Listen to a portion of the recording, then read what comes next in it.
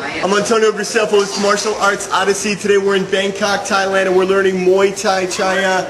This is Ajahn Kru Lek, and he is one of the leading teachers of Muay Thai Chaiya. Kru Lek, Kapu Makap.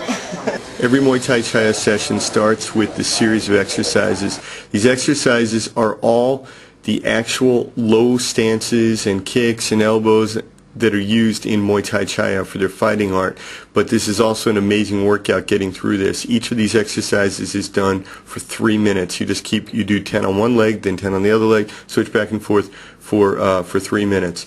And the whole workout program takes about 30 minutes, and you're absolutely soaking wet. It's like doing aerobics, but it's low impact so you don't get injured. But meanwhile, you're actually learning the real techniques that they use. Muay Thai Chaiya is completely different than any other kind of Muay Thai style or fighting art style that I've seen before. They use this low stance, and their elbows and their knees are sticking out like the thorns on a pineapple, so that when you strike the person, you actually injure yourself. After the workout, or after this initial practice, then we go into the self-defense applications of Muay Thai Chaiya. Now, the bulk of these students are just here because they want to get fit, they want to learn some martial art, they want to promote Thai culture, and that's why most of them are here. But the top students go and they fight in professional fights in Lumpini, and they do quite well.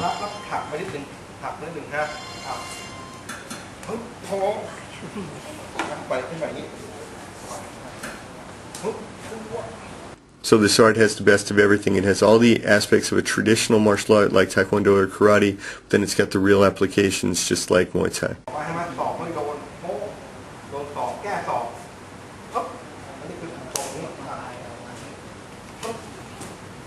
Kru Lek was the teacher of Kru Pedro, who's the inventor of Muay Thai Sangha, and one of the people that I respect a lot in Thailand, a former monk who teaches religious Muay Thai. Apparently he learned from Kru Lek.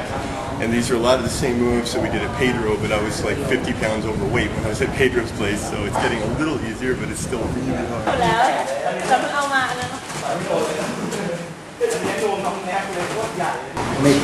Nathan Brown, and you are a disciple or a student of Kru Lek, and you're now a teacher. Yes.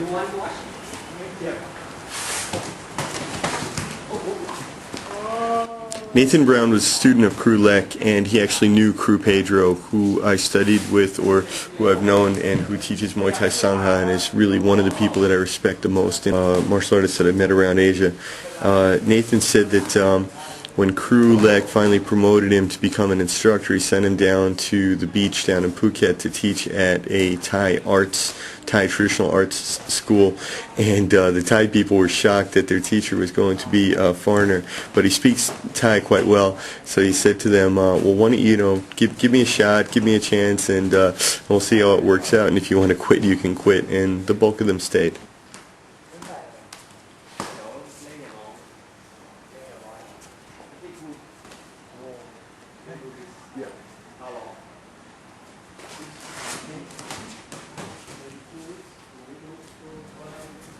The Buddhists say that we often meet our destiny on the road that we take to avoid it.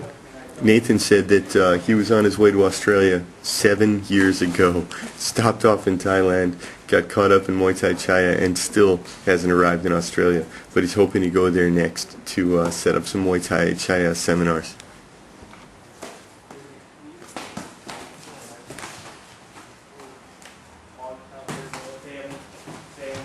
Nathan explains that one of the biggest problems with learning Muay Chaiya is that it's a very slow learning process. You have to learn how to walk, and that takes over a week. It takes a year to master, but it takes a week just to learn the very basic walking, and it's a very long time before you start kicking and punching. If a student goes and takes Tae Kwan Do lessons, they're kicking and punching on the first day. So most people don't have the patience for Muay Thai Chaiya, and they wind up quitting.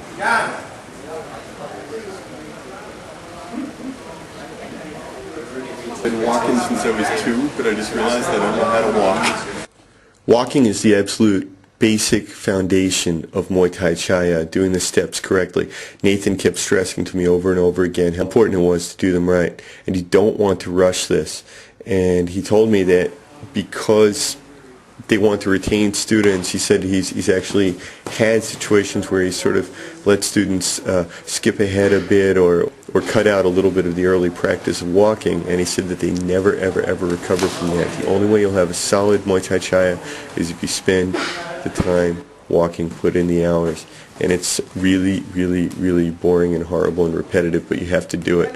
And you'll see when I'm sparring that these guys are just amazing fighters, and that only comes from doing it the right way, starting from the ground up and building a good fighter.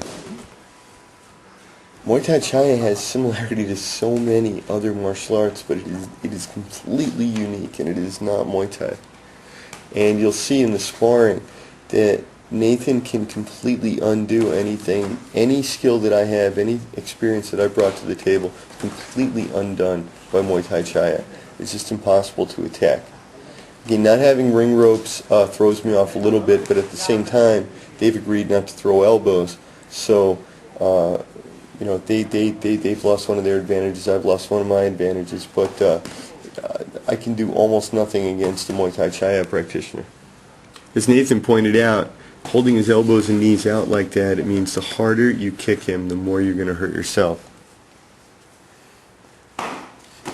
All good Muay Thai fighters have excellent stand-up grappling skills, and the Muay Thai Chaiya guys were the same way. I mean, I would try and grab hold of them, and I couldn't throw them down, and honestly, anything I could think to do to win was basically useless.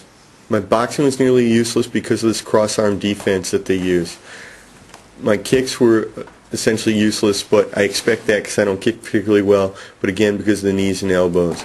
So then the only other thing I could really do is grab hold of them and try and grapple, but they had really good grappling skills. So basically it's an excellent all-around martial art. It's got self-defense, it's got ring fighting, you got kicking, punching, stand-up grappling in the sense of kickboxing grappling, and then also some self-defense applications that might involve a few sort of locks or throws. There is not a ground fighting component to Muay Thai Chaiya, so that would be the only deficit that I see, but it's so hard to get them onto the ground that I don't know how much of a problem that would really be. And again, all the sparring I'm doing here today, they're not using elbows. If they were using elbows, probably when I came in that close to grapple, they would just hit me with the elbows. Kru Lek is obviously a Muay Thai Chaiya purist, and what Nathan cautioned me about is that there are people out there who are teaching Muay Thai Boran or Muay Thai Chaiya, but they're not actually authentic. What they've done is they've started with sport Muay Thai and then added back in a few of the old movements. But to truly be Muay Thai Chaiya or Muay Thai Boran, you have to start from the bottom and build up, and you have to have the complete system, and there's not a lot of people teaching the complete system. And that was also my experience in Cambodia and some other countries where I've been, that people had picked up a few of the old movements and mixed them in with the modern art. But it's not the same as learning the actual traditional art, and this Muay Thai Chaiya from Kru Lek is the original art.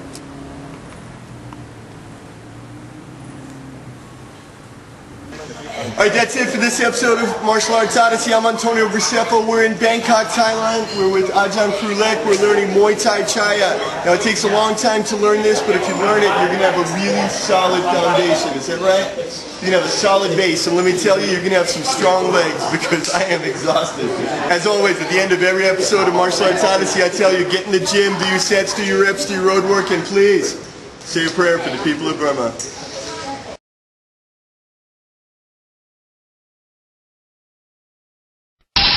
1, 2, 1, 2, 3, 4.